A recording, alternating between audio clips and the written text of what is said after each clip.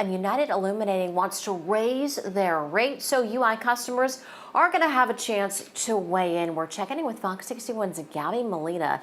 She has more on how UI customers can have their voices heard at a hearing that's happening today. Gabby, good morning.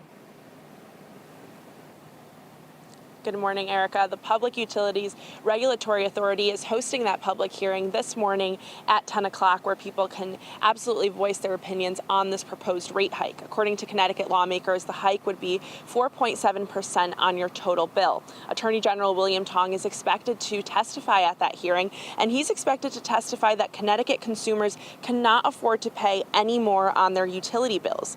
He's also calling on United Illuminating to be part of the conversation on reducing ratepayer costs. The proposed rate increase comes at a time when many people are already frustrated with their utility bills. Back in July, people all over the state reported a higher than usual bill, both United Illuminating and Eversource customers.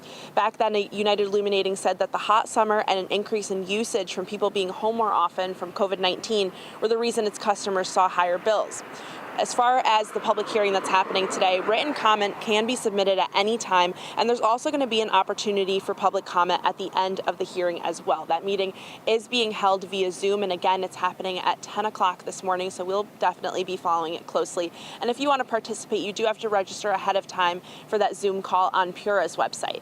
Live in New Britain, Gabby Molina, Fox 61 News.